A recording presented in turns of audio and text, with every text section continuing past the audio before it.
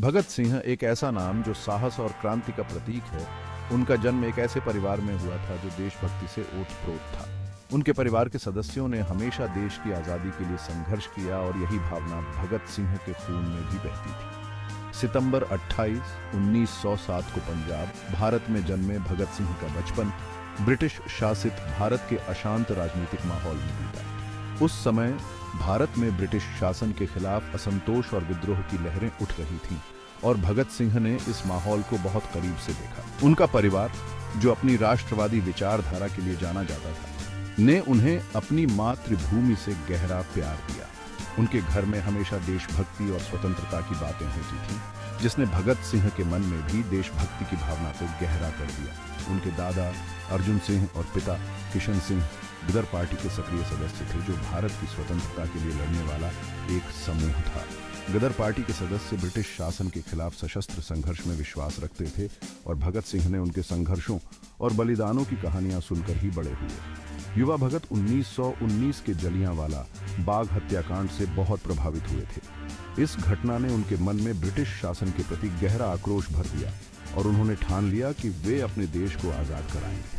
यह भयानक घटना, जहां ब्रिटिश सैनिकों ने निहत्थे नागरिकों पर गोलियां चलाई, ने उनके युवा मन पर एक अमिट छाप छोड़ी। इस घटना ने उन्हें यह समझा दिया कि ब्रिटिश शासन कितना क्रूर और अन्यायपूर्ण था। नरसंहार ने उनके दिल में आग लगा दी। आजादी की एक तीव्र इच्छा जिसने उनके जीवन को परिभाषित किया। उन्होंने ठान लिया कि वे अपने जीवन को देश की आजादी के लिए समर्पित करेंगे और इसके लिए किसी भी हद तक जाएंगे। छोटी उम्र से ही भगत सिंह ने ज्ञान की एक अतृप्त प्यास प्रदर्शित की। वे हमेशा नई नई चीजें सीखने के लिए उत्सुक रहते थे और अपने आसपास की दुनिया को समझने की कोशिश करते थे। उन्होंने अपनी पढ़ाई में उत्कृष्ट प्रदर्शन किया, खुद को क्रांतिकारी साहित्य और राजनीतिक प्रवचन में डुबो दिया। वे हमेशा अपने विचारों को स्पष्ट और प्रभावी ढंग से व्यक्त करने की कोशिश करते थे और इसके लिए उन्होंने कई क्रांतिकारी लेखकों और नेताओं के लेखन का अध्ययन किया।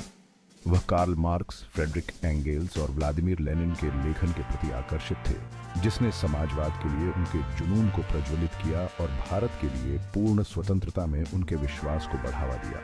उन्होंने समाजवाद को भारत की समस्याओं का समाधान माना और इसके लिए उन्होंने अपने जीवन को समर्पित करने का निर्णय लिया। अपनी किशोरावस्था तक भगत सिंह केवल अवलोकन से संतुष्ट नहीं थे। वे हमेशा कुछ न कुछ करने की कोशिश करते रहते थे और अपने विचारों को क्रियान्वित करने के लिए तत्पर रहते थे। वह आज़ादी की लड़ाई में सक्रिय भागीदार बनना चाहते थे। उन्होंने ठान लिया था कि वे केवल दर्शक बनकर नहीं रहेंगे, बल्कि स्वतंत्रता संग्राम में सक्रिय रूप से भाग लेंगे। वह हिंदुस्तान रिपब्लिकन एसोसिएशन (HRA) में शामिल हो गए, जो ब्रिटिश शासन को उखाड़ फेंकने के लिए प्रतिबद्ध एक क्रांतिकारी संगठन था। इस संगठन में शामिल होकर उन्होंने अपने क्रांतिकारी विचारों को और भी मजबूती से अपनाया।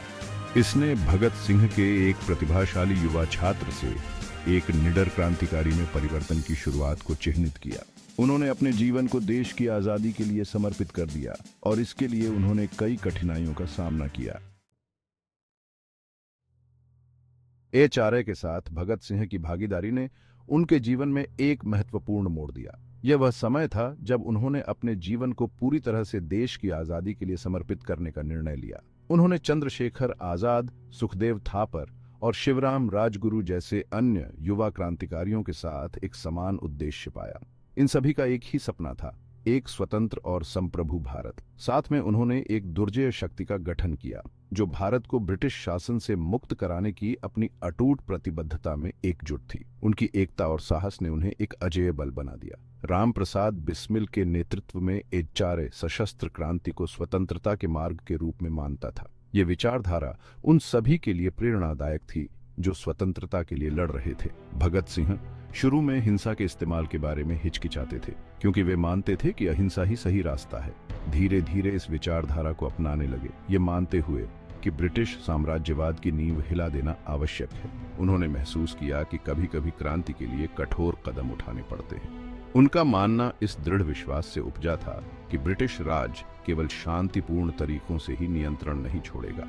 उन्हें यकीन था कि स्वतंत्रता के लिए संघर्ष अपरिहार्य है। दिसंबर 1928 में भगत सिंह ने राजगुरु के साथ मिलकर एक ऐसा साहसिक कार्य किया जो पूरे भारत में गूंज उठेगा। यह कार्य उनकी क्रांतिकारी भावना का प्रतीक था।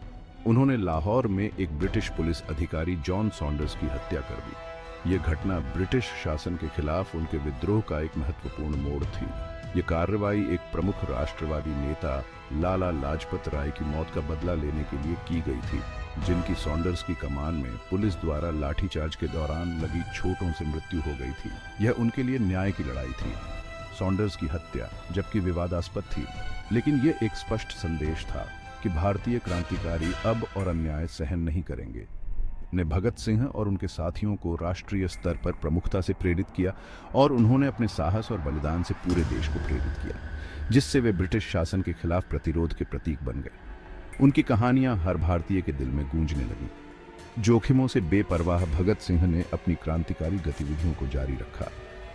उन्होंने कभी भी अपने उद्देश्य से पीछे नहीं हटे। उन्होंने भारत की आज़ादी की लड़ाई को एक न्याय संगत और आवश्यक संघर्ष के रूप में देखा, जिसके लिए अटूट प्रतिबद्धता और यदि आवश्यक हो तो अंतिम बलिदान की मांग की गई। उनके लिए यह एक पवित्र कर्तव्य था। इस उद्देश्य में उनके अटूट विश्वास ने उनके कार्यों को बढ़ावा दिया और उन्होंने हर चुनौती का सामना किया, उन्हें एक ऐसे रास्ते पर आगे बढ़ाया जिसने भारतीय इतिहास के पाठ्यक्रम को हमेशा के लिए बदल दिया। उनकी विरासत आज भी जीवित है और आने वाली पीढ़ियों को प्रेरित करती है। 1929 में भगत सिंह और उनके साथियों ने ब्रिटिश शासन के खिलाफ अवज्ञा का एक और दुस्साहसिक कार्य करने की योजना बनाई। यह योजना उनके पिछले कार्यों की तरह ही साहसिक और जोखिम भरी थी, लेकिन इस बार उनका उद्देश्य और भी स्पष्ट था। उन्होंने दिल्ली में केंद्रीय विधानसभा पर बमबारी करने का फैसला किया। यह निर्णय एक सोची समझी रणनीति का हिस्सा था, जिसका उद्देश्य ब्रिटिश सरकार को यह दिखाना था कि भारतीय स्वतंत्रता संग्राम अब और भी संगठित और दृढ़ हो चुका है। उनका उद्देश्य हताहत करना नहीं था, बल्कि ब्रिटिश सरकार की दमनकारी नीतियों के खिलाफ एक सशक्त बयान देना था। वे चाहते थे कि उनकी आवाज उन सभी तक पहुंचे जो ब्रिटिश शासन के अधीन पीड़ित थे। 8 अप्रैल 1929 को भगत सिंह और एक अन्य क्रांतिकारी बटुकेश्वर दत्त ने असेंबली चैम्बर में 2 बम फेंके। ये दिन भारतीय स्वतंत्रता संग्राम के इतिहास में एक महत्वपूर्ण मोड़ साबित हुआ। बम एक ओग्लुशिटलनी गर्जन के साथ फटे, जिससे इमारत में सदमे की लहरें दौड़ गईं। इस धमाके ने वहां मौजूद सभी लोगों को हिलाकर रख दिया और एक पल के लिए सब कुछ ठहर सा गया। विस्फोट स्थल से धुआं उठते ही हवा में दहशत फैल गई। यह धुआं ब्रिटिश शासन के खिलाफ भारतीयों के गुस्से और असंतोष का प्रतीक बन गया। हालांकि अपनी बात पर कायम रहते हुए भगत सिंह और दत्त ने यह सुनिश्चित किया कि बम गैर घातक हों, ताकि किसी की जान न जाए, लेकिन उनका संदेश जोरदार तरीके से पहुंचे, जिनमें केवल पब्लिक सेफ्टी बिल और ट्रेड डिस्प्यूट बिल का विरोध करने वाले पत्रक हों, जो ब्रिटिश सरकार की नीतियों के खिलाफ उनके विरोध को स्पष्ट रूप से दर्शाते थे, जो उनका मानना था कि कठोर थे और नागरिक स्वतंत्रता को कम करने के उद्देश्य से थे। ये कानून भारतीयों की आवाज को दबाने के लिए बनाए गए थे और भगत सिंह और उनके साथियों ने इसका पुरजोर विरोध किया। घटनास्थल से भागने के बजाय वे अपनी जमीन पर खड़े रहे, असेंबली पर इनकलाब जिंदाबाद की घोषणा करते हुए पर्चे फेंके। क्रांति चिरंजीव हो, यह उनका साहस और दृढ़ संकल्प था, जो उन्हें बाकी क्रांतिकारियों से अलग बनाता था। उन्होंने अपने कार्यों के परिणामों का सामना करने के लिए तैयार अधिकारियों के सामने आत्मसमर्पण कर दिया। यह आत्मसमर्पण उनके साहस और बलिदान की एक और मिसाल बन गया। इस कृत्य ने जबकि ब्रिटिश अधिकारियों को झकझोर कर रख दिया, भगत सिंह की छवि को एक निडर क्रांतिकारी के रूप में और मजबूत कर दिया, जो अपने देश की स्वतंत्रता के लिए सब कुछ जोखिम में डालने को तैयार था। उनकी यह छवि भारतीय युवाओं के लिए प्रेरणा का स्रोत बन गई। असेंबली पर बमबारी ने भारत और ब्रिटेन को झकझोर कर रख दिया। इस घटना ने ब्रिटिश शासन की नींव को हिलाकर रख दिया और भारतीय स्वतंत्रता संग्राम को एक नई दिशा दी। इसने भारतीय स्वतंत्रता आंदोलन को वैश्विक ध्यान के केंद्र में ला दिया। अब पूरी दुनिया भारतीयों के संघर्ष और उनके साहस को देख रही थी।